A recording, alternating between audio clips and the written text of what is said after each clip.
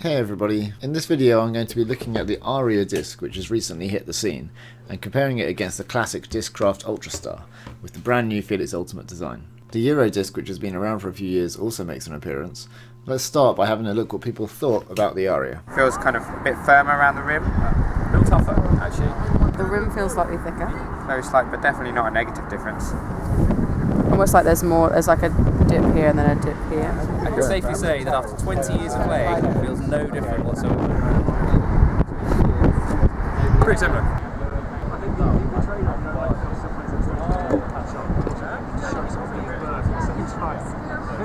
The Aria flew nicer. It might have been the wind because it's quite gusty as well. It feels good. It feels like something you could use.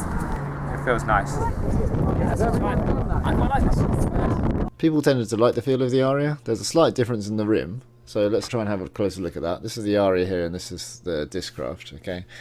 If I put them up like this, you can potentially see a slightly more angle on the Aria. You can barely tell when you're holding it. You can see on this clip that the Aria is a little bit more see-through than the Ultra Star, which means that maybe the plastic in the middle is a bit thinner, but you can't really feel that. After throwing around a lot with the Aria, the Ultra Star feels a tiny bit more kind of like a plate. It's hard to explain. The weight is distributed more towards the edge very slightly in the Aria. So here's the Aria, and it's got some bend to it. You can see it's smooth. It's got quite a deep sound when you hit it. Okay, so here's the Ultra Star, and again it's got kind of similar kind of bend, similar kind of feel to the Aria, and a deep sound when you hit it. Okay, and the Euro disc has got slightly less bend. The plastic isn't quite so like shiny; it's a little bit matted, and then the sound when you hit it is kind of a little bit higher pitch. The plastic is like slightly noticeably different in the Euro disc compared to the Aria and the Ultra Star. I haven't tried the Aria in extreme weather conditions. Well, it's been quite cold outside, but nothing too extreme. So it's hard to say whether how it behaves in those conditions. Maybe that's for a future video. In the wind, it was behaving very similar, maybe slightly more stable. Let's have a look at some throws.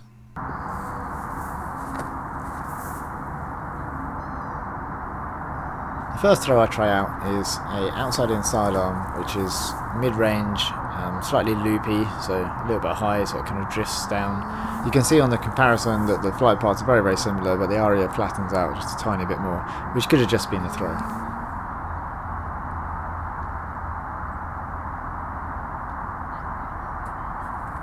Then I try some hammers. Quite often upside down throws can reveal the dynamics of a disc quite well. In this instance, all the throws look very, very similar, especially the shortest two have like very, very similar flight path and shape to them. So no real difference there at all, no distinguishable difference whatsoever. Then on to the next throw, which is a flick, which S-curves to see how stable the disc is. So if the disc is overstable, it will turn to the right here a lot quicker and a lot more dramatically than the Ultra Star. But as you can see from the example, the flight patterns are pretty much identical between all three discs.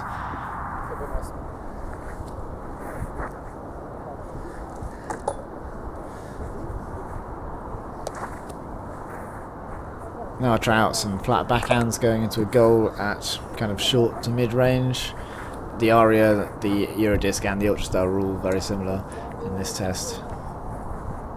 If there was any change, then it was probably just a gust of wind that was coming past.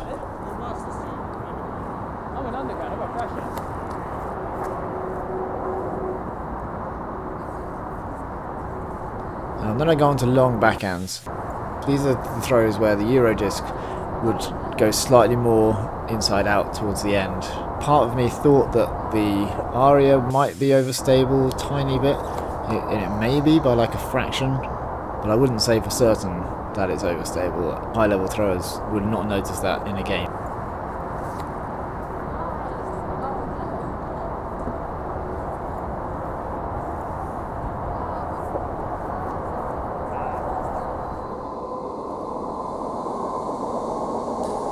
Try some hammers.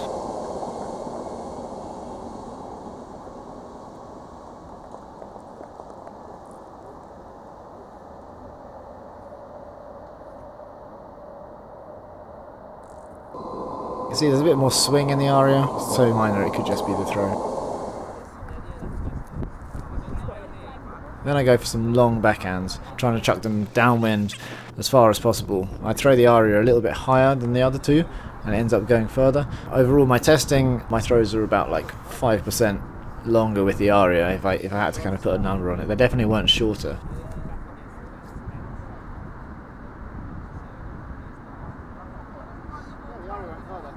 So in summary, there's a slight difference in the shape of the Aria disc, but it's barely noticeable. It's not like when you catch a disc in a game and you go to fake and you just realise that what you're holding is not an Ultra Star. With the Aria you can't tell, and I've introduced it with throw-arounds with people who haven't noticed that we're throwing with something that isn't a Discraft Ultra Star. The flight of the Aria disc is practically identical to the Ultra Star, possibly slightly more overstable. An Ultra Star, when it's a bit old and scratched up and gets wet and muddy and stuff, can feel very, very different. Although I've used this quite a lot, I haven't got it to that point yet, so it's difficult to say exactly how it would behave in those conditions. Naturally, I'm a little hesitant about new discs because there's nothing really wrong with the Discraft Ultra Star, and a new disc might mean I just need to relearn my throws a little bit.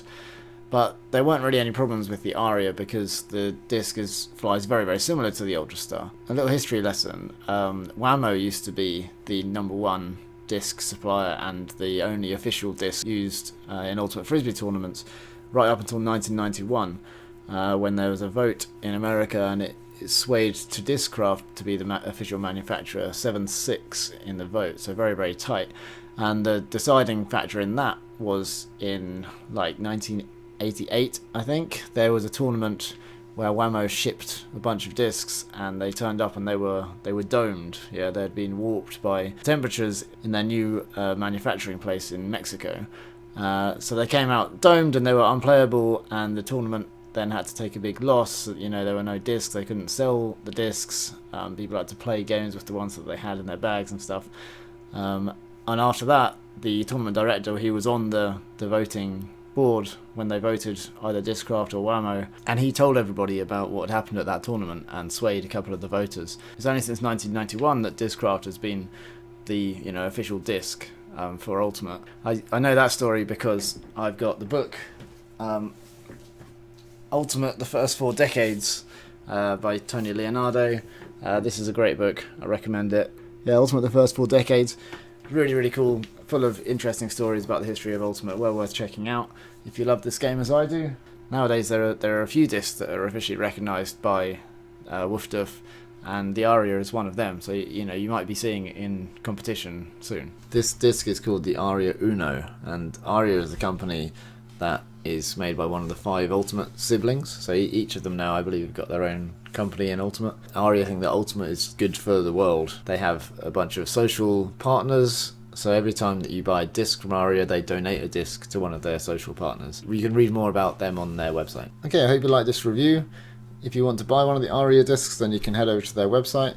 If you prefer the classic Ultra Star, and if you like the new Felix Ultimate design, which is designed to look cool when it's spinning, then head over to felixultimate.com where they're on sale now. I know it's quite long and a bit discordant because I recorded different bits at different times, so that might have kind of thrown you off a bit, but I wanted to kind of do a good thorough job. I hope you enjoyed the various ways I looked at the discs. If you did like this video, then please give it a little like on YouTube and subscribe if you want to see more.